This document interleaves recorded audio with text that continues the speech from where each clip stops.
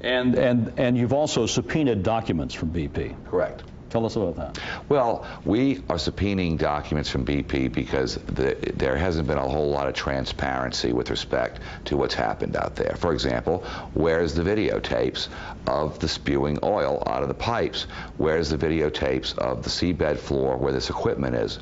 In order for us to investigate what happened with our experts independently, we need these tapes. But you know, they have robots down there that are taking pictures, you know, 24 hours a day and streaming them via satellite, just like you do, to their control room in Houston. But they have not publicly released that. Why? And you need that so you can decide how to move forward on this case. Absolutely. We've also subpoenaed them to tell us what the harmful effects of this material that they're pumping in an unprecedented manner and an unprecedented rate into the water at 5,000 feet. We believe that that chemical, when in You're talking about the dispersant now? Yes, that's never been done before. This is to break up the oil. There's concern about the oil, but there's also now very much concern about the dispersant that's being used to break it up. We think it's just outrageous that they're allowed to do this when, in fact, there has been no environmental impact statements done. Nobody knows the ecological effects. We know what the ecological effects of an oil spill are, right, but we do not know what the ecological effects of taking 100,000 gallons of this material and injecting it at 1 mile below the surface into the oil stream and spreading it into the entire column of water from 5,000 feet to the surface. This material is made in England, and England banned it because it was toxic to fish. When did England ban it? About 3 years ago. Because it's toxic to fish? Yeah, absolutely. Yeah. So you're concerned about that as well, George, obviously. Many years ago, we used to fish oysters in Black Bay. Whenever there'd be a little oil spill, all of a sudden the oil would leave and go to the bottom, and then for 2 or 3 years, you wouldn't catch any oysters right around there anymore. It made them sterile. Didn't kill the oysters, you understand? But it made them sterile. They stopped that as far as I know. Okay. So if this person, anything related to that, we're still going to have a negative effect. Maybe not tomorrow, but the next day or the next day. It's scary. And you're concerned about the health and safety of fishermen as well, right? I mean, you were telling me a moment ago that you have investigated or talked to people in Alaska after the Exxon Valdez there. Tell us about that experience, what you learned from that. I belong to an organization called Commercial Fishing of America, and we network with other people in other states. And as soon as they heard about it, they called me up. Said, George, I understand this. They said 50% of the fishermen, and they call them spillionaires because they went to work for the Exxon Valdez, made plenty of money, but apparently spillionaires, okay?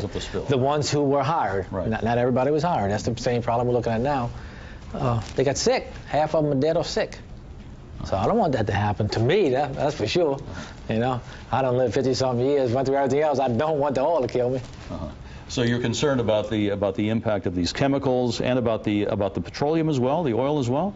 You know, oil has all kind of toxicity, but different levels. The longer it stays up, the more it drops out. Well, you don't see it. Well, how do we know the impact the tar balls have? How do we know the impact it has on that water column? How long is the impact going to be? The unknown is what scares everybody. What do we know at this point about the long-term effect just of the oil in the Gulf and possibly going down to the seabed? Well, you're not going to have any fish living there. You're not going to have any shrimp coming through there. And the effect that we're really worrying about is if it gets in our estuary. It'll kill it. Now, make no mistake about it. Everybody asks me, why did y'all file this lawsuit? I said, understand this. We're not asking if it's going to be damaged. It's going to be how much and how long.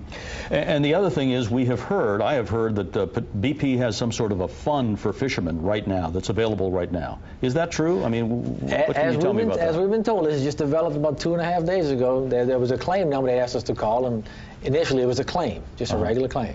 Now, from what we're understanding, it's a claim you call in. If you are a certified commercial fisherman, they're going to check it out, and they're going to give you some type of severance pay or business interruption type pay. But it's not going to be your settlement.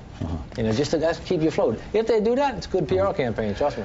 So far, we have apparently been lucky. I mean, would you say we've been lucky so far? It seems like we have, that the thick oil hasn't moved on shore, at least. But long term, what do you expect from this? Well, I think you need to look at simple physics. The prevailing wind patterns in the summer are from the southeast to southwest.